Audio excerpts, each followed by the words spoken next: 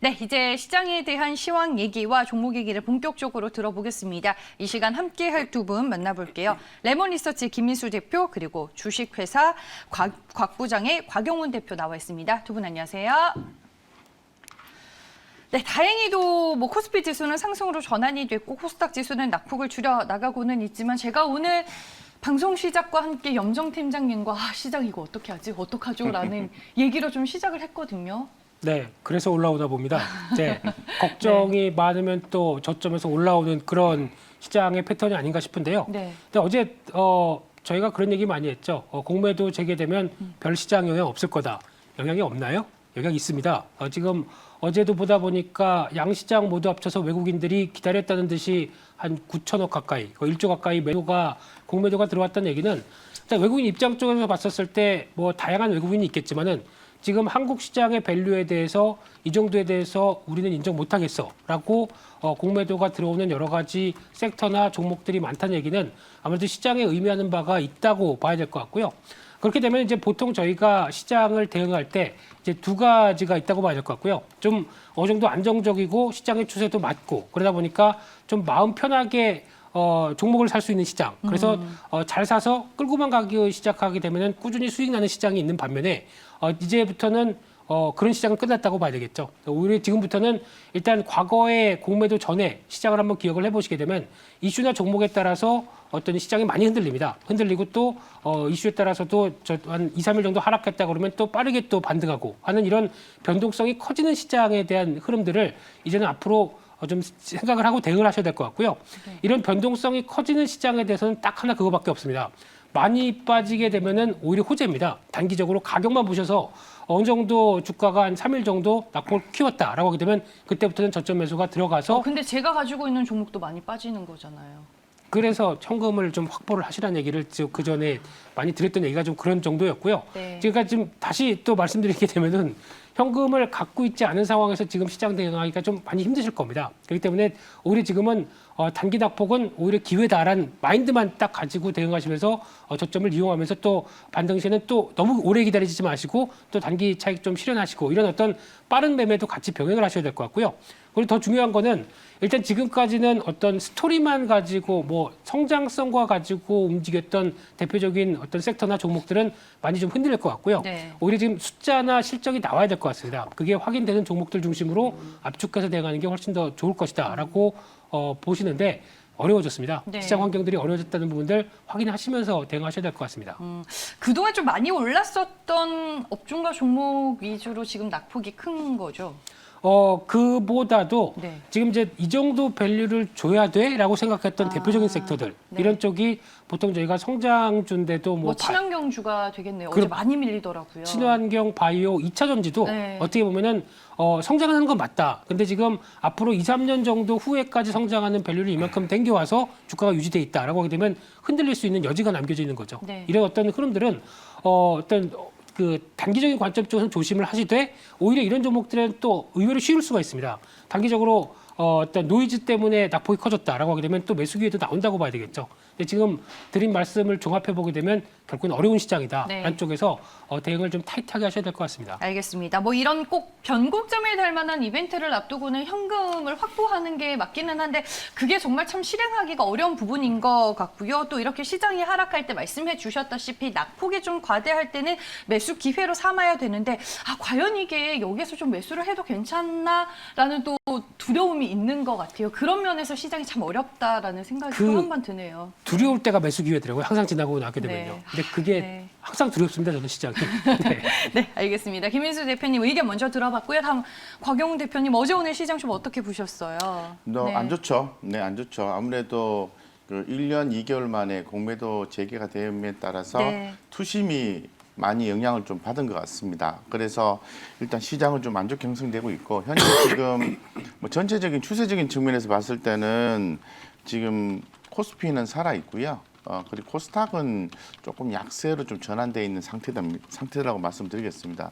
이 포지션 개념으로 보면은 두 개 다 매도 관점으로 대응을 하셔야 되는데 그 해당 원인이 아무래도 그 가장 큰 게 공매도 재개 부분이 이제 가장 큰 것 같습니다. 공매도 재개에 따라서 주가가 많이 하락하게 되면은 매수의 기회로 삼아야 되는 종목이 대단히 많습니다. 그래서 이번에 주가가 하락하게 되면은 기존의 이 펀더멘탈이 약하고 어떤 이슈적으로 많이 올랐던 종목들 있지 않습니까? 그런 부분들을 좀 매도를 해서 요번에 공매도로 인해서 많이 빠져 있는 종목 쪽으로 종목 이동도 괜찮다고 좀 말씀을 좀 드릴 수 있을 것 같고, 어쨌건 이 공매도에 대해서는 그 투자 포인트는 아까 말씀을 하신 것처럼 실적에 기인하게 된다면은 공매도에 대해서 크게 염려하실 필요는 없다고 좀 말씀드리겠습니다. 그렇다는 얘기는 현재 지금 고평가되어 있는 뭐 바이오나 2차 전지 섹터나 기타 우리가 좀 인정하기 어려운 부분까지 온라인 종목들 같은 경우에는 좋다고 얘기하는데 현상적으로 봤을 때 외국인과 기관들이 매도세가 나온다면 바로 대응을 해서 바로 매도를 해야 되는 거죠. 그래서 좀 빠르고 유연한 대응을 통해서 이 포트를 잘 관리를 좀 하셨으면 좋겠다고 말씀드리고, 자, 이 상황에서 앞으로 그러면 계속해서 좀 좋아질 수 있는 섹터가 어디냐, 그러면 많이 빠져 있으면서 좋아질 수 있는 섹터가 어디냐, 이걸 좀 고민하게 되는 건데 포트를 옮겨가려면 고민을 해야 되지 않겠습니까? 뭐 제가 볼 때는 뭐 디램 급등에 따라서 반도체 섹터가 좀 주목이 될 수 있는 여지가 2분기부터 충분히 또 관심을 가져야 되지 않겠나 좀 생각을 하고 있는 그런 상태고요. 그리고 또 그 뭐 정유 섹터 정제 마진 좋아진다고 하니까 이런 부분들 지주사 이런 부분에 대해서 좀 주목하시면서 포트를 조금 이렇게 조정을 하셔야 돼요. 기존에 많이 올랐던 건 줄이시고 새롭게 유입되는 그런 종목들, 예를 들면은 또 요거 이외에도 뭐 보복 서비스 관련된 종목들 있지 않습니까? 네. 여행, 항공, 카지노, 면세점 이런 것들 좀 빠졌을 때 포트를 좀 비중을 좀 조정해서 옮겨가는 식으로 하시면은 크게 무리 없는 시장일 수 있다 말씀드리겠습니다. 네, 알겠습니다. 시장에 대한 조언을 들어봤습니다. 뭐 시장이 워낙 어렵다 보니 제가 시장 질문하는데 너무 꽂혀가지고 바로 이제 계속 질문을 드렸는데 오늘 김민수 대표님 이발 멋지다고 또 댓글에 많이 올라오네요. 네, 그럼 시장 얘기는 여기서 마무리하고 이제 본격적으로 특징주 분석하러 가겠습니다. 이걸 너무 웃기죠. 금호석유입니다. 1분기 역대급 실적이 예고되고 있습니다.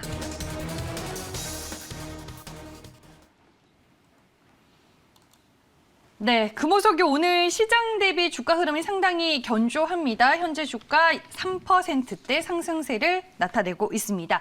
오늘 이제 장중에 한 2시 반쯤에 1분기 실적 발표를 또 앞두고 있는데요. 실적 어떻게 나올지 그 예상치 확인해 보겠습니다. 네, 매출액입니다. 전년 대비 33% 증가한 1조 6,301억 원 예상이 되고요. 영업이익은 전년 대비 234% 급증한 4,453억 원으로 추정이 되고 있습니다.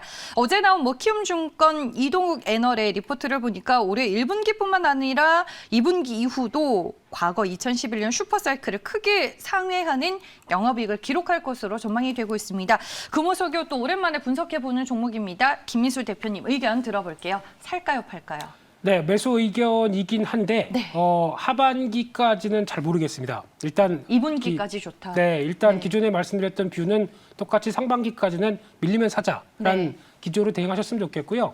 오늘 이번에 발표될 실적도 지금 예상치보다는 더 좋을 걸로 예상합니다. 네. 화학업체 요즘의 특성을 보게 되면은 컨센서스보다 훨씬 더 실적을 잘 발표하고 있는 기조가 나오고 있는데 금호석유도 마찬가지로 그런 쪽으로 나올 것 같고요.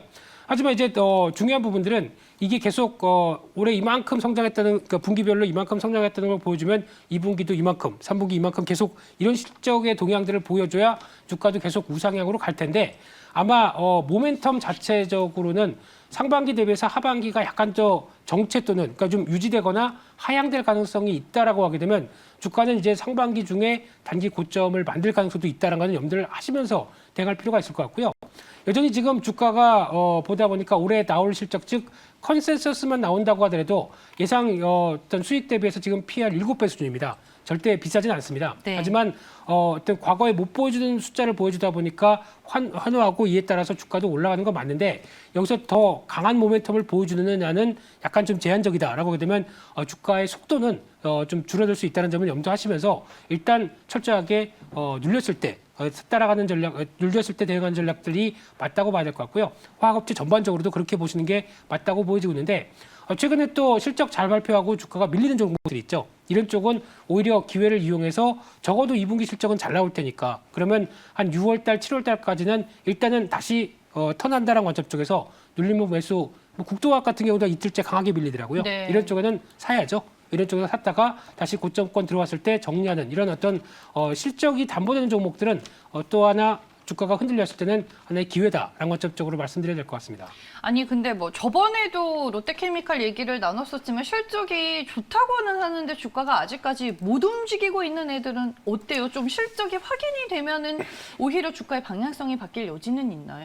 그래서 롯데케미칼을 네. 말씀드릴 때 제가 그런 얘기를 드렸는데 대표적인 PP라고 하는 네. 폴리프로필렌 같은 경우나 대표적인 기초 유화 관련된 가격대의 동향을 보게 되면 일단 지금 금호석유나 몇몇 업체들이 보여주는 스프레드가 강하게 벌어져서 여전히 유지되는 쪽이 있고 스프레드가 이제 고점에서 좀 꺾여 내려가는 쪽이 있습니다. 근데 이 꺾여 내려가는 쪽은 보통 잘 보시게 되면은 이제 앞으로 가동률, 그러니까 지금까지 약간 특수한 환경 쪽에서 나왔다가 좀 변화가 되는 부분, 대표적으로 미국의 텍사스주의 어떤 뭐 한파라든가 또 여러 가지 영향권이 정전지 사태가 나와서 가동을 못해서 그 때문에 올라갔던 스프레드가 이제 정상 가동화되면서 아니면 또 중국 쪽에 증설이 나오면서 이제 가동이 시작하게 되면 이 스프레드는 또 공급이 늘어나다 보니까 줄어들기 시작하겠죠. 그런 쪽에 대한 우려감이 있다 보니까 주가가 영향을 끼친다라고 하게 되면 이런 혹시 관심 있으시다고 하면 이런 중요한 어떤 그 가격과 관련된 스프레드는 아마 증권사 어떤 화학 리포트라든가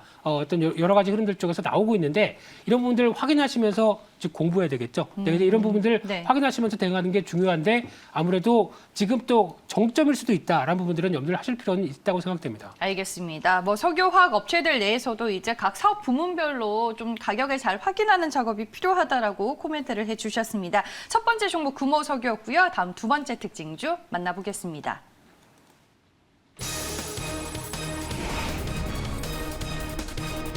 네, 카카오 게임즈입니다. 2분기에도 게임 야심작들은 대기하고 있습니다. 네, 금호석유와 마찬가지로 오늘 이제 1분기 실적을 발표할 종목이었는데 개장 전에 1분기 실적이 공개가 됐습니다. 그럼 시장 예상치와 실질적으로 나온 실적 결과 어떤지 저희가 한번 정리를 해봤습니다. 함께 보시죠.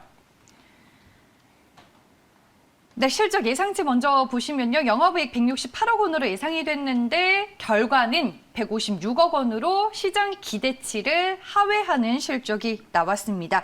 하지만 뭐 올해 이어서 내년까지 신작 출시 계획이 지금 잡혀 있는 상황입니다. 성과들을 좀 확인해야 하는 구간이 아닐까 싶은데 카카오 게임즈에 대한 투자 의견은 곽용훈 대표께 여쭤보겠습니다. 이 종목은 살까요, 팔까요? 네, 아무래도 뭐 카카오 게임즈는 지금은 현상적으로 봤을 때는 매도입니다. 네. 예, 매도고 대신에 이제 추후에 말씀하신 것처럼 이제 그 게임에 대한 기대감, 그리고 뭐 프리티 더비라는 일본 빅히트 이런 부분이 나와 있긴 한데 이 한국판에 대해서 주목하자는 얘기가 나와 있어요. 그래서 이런 내용적인 측면이 있기 때문에 어느 정도 가격 조정이 나오고 난 뒤에는 매수 관점을 접근을 해야 되지만은 지금은 매도다라고 말씀드리겠습니다. 그 이유는 실적에 기인해서 말씀을 좀 드릴게요. 오늘 실적 발표가 있었습니다만은 컨센서스를 좀 하회하는 그런 모습이 연출됐고 2개분기 연속 이렇게 좀 좋지 않게 좀 나와 있는 그런 상태죠. 그래서 지금 2분기까지 더불어서 2분기까지는 그래도 시장에서는 실적에 대해서는 조금 숨고르기가 좀 들어가야 되지 않겠냐 이런 얘기를 하고 있기 때문에 상황을 좀 지켜볼 필요가 있을 것 같고요.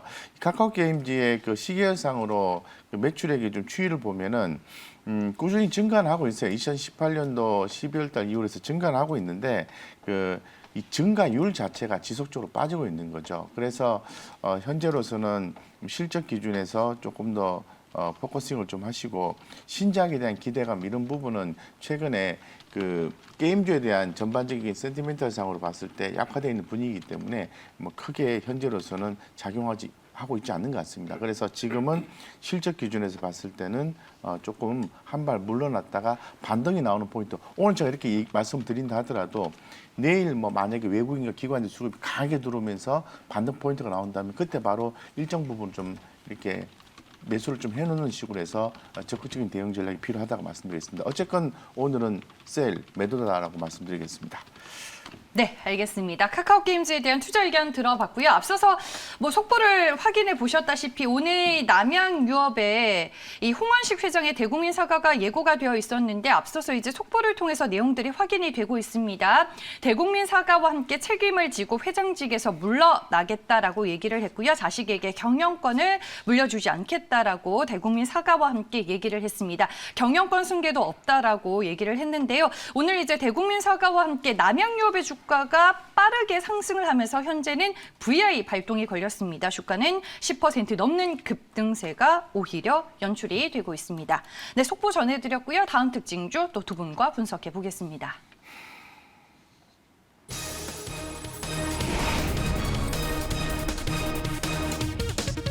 네, 효성 OMB입니다. 지금 원자재부터 소비재까지 다 오르고 있습니다. 네, 오늘 시장 변동성 속에서도 원자재 인플레이션 관련주들의 흐름이 상당히 좋습니다. 뭐 곡물, 철강, 스테인리스 그리고 구리까지 다 포함이 될 텐데 그중에 곡물 관련주인 효성 OMB를 오늘 골라봤습니다. 이 종목에 대한 김민수 대표님의 의견 들어볼게요. 효성 OMB는 살까요, 팔까요? 네, 일단 매도입니다. 네. 네, 그런데 채팅창에 네. NC소프트 얘기가 나와서 살짝 네. 언급을 드린다고 하게 되면요. NC소프트는 반등하게 되면 줄이시는 게 좋을 것 같습니다. 일단 확률형 아이템에 대한 실망감으로 유저가 많이 빠지는 것 같습니다. 제 네. 주변도 보다 보니까 리니지 즐기던 분들 이제 안 해라고 하는 분들 형님들이 생기다 보니까 이에 따른 여파가 좀 실적이 걱정이 됩니다. 그러다 블레이드 앤 소울 2 연기됐죠 또. 그러다 보니까 약간 실적에 대한 모멘텀이 안 좋아질 수 있겠다는 부분을 염두하시면서 대응하셨으면 좋겠고요. 네. 그냥 효성 OMB입니다. 네. 이 종목은 일단 다 좋은데 지금 농업 관련주도 다시 보는 건 많다고 봐야 될 것 같습니다. 근데 지금 보다 보니까 윤석열 테마로 또 정치 연결이 테마주로 맞아요. 예, 엮여 연결이 있어요. 효성 OMB는. 예, 되네요. 뭐 네. 부친이 같은 고향 충남 뭐 네. 이제 하다하다 이제 아버님까지 얘기가 나오다 보니까 이런 쪽의 모멘텀으로 지금 시총이 거의 뭐 1,200억 가까이 들어가 있는데 이 회사 보통 실적 잘 나올 때 50억대 한 60억대 정도 되는데 좀 많이 벌어졌죠. 그렇게 되면은 이런 때는 따라가시는 거는 아니라고 생각되고 있고요. 이 관련된 또 이 회사가 하는 게 비료 관련된 쪽뿐만 아니라 스마트팜도 신규 사업으로 합니다. 근데 그 스마트팜은 또 지난번에 말씀드렸던 그린 플러스 같은 종목이 훨씬 더 낫다고 보여지고 있는데 이런 기조가 농업 쪽으로 연결되면서 효율적인 농업과 관련된 종목들 찾는 거는 나쁘진 않습니다만 이런 어떤 특별한 테마와 함께 주가가 강하다라고 하는 지금 자리에서는 파는 게 맞다고 보여집니다. 그러면 효성 OMB를 제외하고 네. 좀 볼만한 농업 관련주 있을까요? 이베스트 투자증권에서 또 중장기 테마 발굴 리포트에서 농업 테마로 리포트가 나온 것 같더라고요. 네, 제가 주목하는 종목은 농업 기계 관련된 쪽에서 수출 데이터를 보게 되면 상당히 잘 나오는 쪽이 있습니다. 네. 농슬라라고 표현하는데요. 테슬라와 농업 기계 합친 쪽으로 표현하는데 대동이라고 대동? 있습니다. 네. 예, 대동과 또 그와 관련된 대동기업 이런 종목들이 수출 데이터 보면 놀랍습니다. 이 정도로 어떤 작년 하반기부터 빠르게 실적이 잘 나올 수 있는 배경들이 이런 쪽이다라고 하게 되면 관심이 높은데 주가가 살짝 높은 권역에 있다 보니까 관심은 이때 흔들리게 되면 저라도 사고 싶은 대표적인 수출 호조, 실적 호조의 종목입니다. 대동, 뭐 그린 플러스 요 정도로 압축해 볼 수 있을까요? 네네, 네. 알겠습니다. 효성 OMB 또 많은 분들이 얘기를 해주시네요. 왜 이렇게 센가 했더니 역시나 정치 테마, 재료가 붙은 종목이다라고 얘기를 해주셨습니다. 우리가 농업 테마 내에서 또 봐야 할 종목 팁을 주셨으니까요. 여러분들도 함께 공부해 보시길 바라겠습니다. 효성 OMB였고요. 다음 특징주입니다.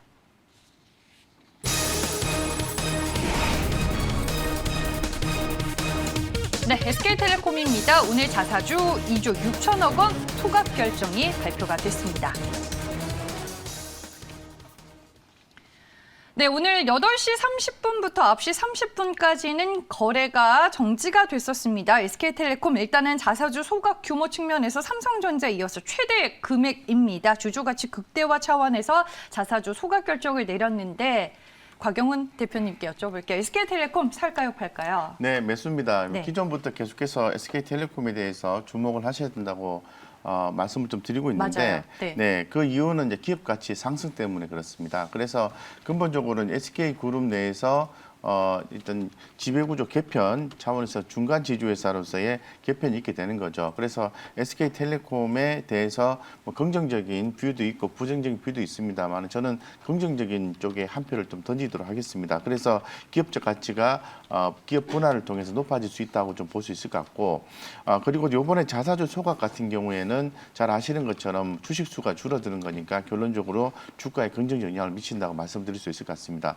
어쨌건 이러한 이벤트와 더불어서 추후에 또 계속해서 또 주주총회 이런 부분이 있지 않겠습니까? 이런 부분에서 또 긍정적인 내용들이 또 나올 내용들이 많이 있다고 또 전해주고 있는 거니까 해당 내용이 어떨지에 대해서는 좀 지켜봐야 되겠죠. 하지만 시장이 친화적이고 주주 환영적인 정책이 추가로 발표될 가능성이 있다고 하니까 좀 대응을 긍정적으로 좀 하셔도 좋을 것 같다고 말씀드리고, 통신주 전체적으로 봤을 때도 이제는 올라갈 때가 됐습니다. 그래서 SK텔레콤은 최근에 지배구조 개편 개념으로 해서 이제 올라가고 있고요. LG U+ 같은 경우에는 OTT 디즈니 플러스 개념으로 해서 올라간다고 말씀드릴 수 있는 거죠. 그래서 분위기도 좀 깔고 그다음에 지배구조 개편 이런 부분이 엎어치면서 결론적으로 시장의 관심도가 올라오는데 기관들은 관심 없고 외국인들은 관심이 있다. 이렇게 보셔도 좋을 것 같습니다. 네, 알겠습니다. 외국인 수급이 또 지속적으로 유입이 되고 있는 종목 중에 하나입니다. SK텔레콤에 대해서 여전히 긍정적으로 코멘트를 해주셨습니다. 네, 그럼 다음 특징주 확인해 보겠습니다.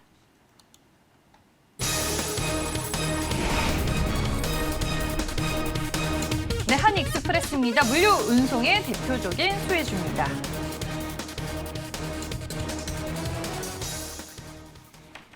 네, 오늘 장 초반에 14% 넘게 올랐다가 현재 구간에서는 4%대 오름세를 나타내고 있습니다. 일단 오늘 뭐 호가창이 좀 빠르게 움직이는 종목 중에 하나인데 한익스프레스 물류 운송 테마주 내에서 이제 어떻게 봐야 할지 김민수 대표님 의견 확인해 보겠습니다. 살까요, 팔까요? 조심스럽지만 매수 의견 말씀드리겠습니다. 네. 특히 어제부터 나왔던 또 변화 중에 하나가 뭐 해운 그리고 또 조선 이쪽과 관련된 쪽에서 여러 가지 변화가 나오고 있고, 그러다 보니까 운송과 관련된 국제 물류 쪽에 대한 여러 가지 분위기, 특히 KCTC라는 종목이 뭐 태웅 로직스 뭐 등등 그렇죠. 있죠. 태웅 대한해운. 네. 예, 잘하시네요. 네. 예. 계속 하시겠습니까? 네. 네. 근데 이런 종목들의 특징이 보통 보게 되면은 이제 해운업이 활발하게 움직이게 되면은 거기서 이제 접안해서 그러니까 쉽게 말씀드리면 컨테이너를 내리고 네. 이 내린 거를 또 이제 차에다가 싣고 하는 이제 여러 가지 작업들이 나오죠. 하역 작업, 운반 작업이 나옵니다. 근데 이쪽도 당연히 단가가 올라야 되겠죠. 네. 그런 쪽으로 봤었을 때는 이런 회사들에 대한 변화 실적이 아마 저도 궁금한데 어느 정도 생각보다 좋게 나온다라고 되면 또 하나의 어떤 물류 테마, 즉 해운주에 연관돼서 파생될 수 있는 테마가 아닐까라는 관점 쪽에서 주목을 하고 있고요. 그중에서 이제 대표적으로 뭐 KCTC는 과거 쿠팡 관련주라고는 하겠지만은 그보다 더 실질적인 실적에서 변화가 나온다라고 하게 되면 마찬가지로 지금은 관심이 좀 있는 때라고 보여지고 있고요. 네. 마찬가지로 한익스프레스도 그 사이에 올라갔네요. 네, 근데 한 7,100원대 정도면은 괜찮지 않을까 싶었는데 주가가 일단 다시 올라왔는데 혹시나 7,100원대 밑으로 주가가 다시 약간 흔들려서 눌림목을 보여준다라고 하게 되면 이 정도 선은 한번 트레이딩의 관점이 나올 것이다라는 쪽으로 보면서 이쪽도 또 하나의 경기 민감 섹터다. 이런 쪽으로 대응하셨으면 좋겠습니다. 네, 알겠습니다. 한익스프레스 물류 운송 관련주인데 일단은 긍정적인 코멘트를 주셨습니다. 그럼 마지막 특징주 확인해 보겠습니다.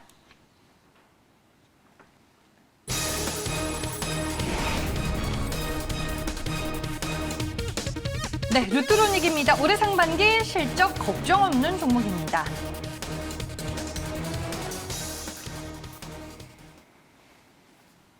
네, 1분기 이어서 2분기에도 호실적이 전망이 되고 있습니다. 매 분기 이제 실적의 숫자로 확인이 되면 좀 올라갈 수 있는 구간이다라고 오늘 이베스트 투자증권의 리포트도 나왔는데 한편으로는 투자 환기 종목이기도 합니다. 곽용훈 대표의 의견 확인해 보겠습니다. 이 종목 살까요, 팔까요? 네, 매수죠. 왜냐하면은 꾸준히 매출과 영업이익이 나는 기업이 그렇게 많지는 않습니다. 그래서 뭐 시계상으로 봤을 때도 상당히 긍정적인 모멘텀을 가지고 있고, 다소 하나 좀 아쉬운 것은 뭐 ROE나 ROA 개념으로 좀 보기에는 좀 힘든 부분이 있긴 합니다만 그래도 그런 부분이 좀 아쉽긴 한데 영업이익이 5%가 넘는다라는 게 제 눈에 좀 띄고요. 그리고 또 매출액과 영업이익이 좀 꾸준히 올라가지고 있다고 말씀드리겠습니다. 11,600원인데요. 시장에서 지금 제시하고 있는 게 한 18,000원, 19,000원 정도 제시를 하고 있는 것 같아요. 네. 그래서 해당 내용들을 찾아보니까 역시 실적 얘기가 많네요. 그래서 1분기 좋고 2분기에도 긍정적으로 좀 고성장이 예상이 되고요. 2021년 같은 경우는 전년도 대비해서 무려 38%나 매출 성장이 있다고 하는 거니까 의료기기 쪽이라서 좀 약간 무겁다는 느낌이 개인적으로 들긴 합니다만은 그래도 긍정적으로 보고 바이 의견을 제시를 해드리겠습니다. 네, 알겠습니다. 실적에 일단은 좀 주목을 해봐야 되는 종목인 것 같고요. 말씀해 주셨다시피 이베스트 투자증권에서도 루트로닉에 대한 적정 주가 가치를 한 18,000원으로 보고 있습니다. 곽영은 대표의 의견까지 잘 참고를 해서 고려해 보시길 바라겠고요. 오늘 특징주 분석은 여기까지 하겠습니다. 두 분 말씀 잘 들었습니다. 고맙습니다.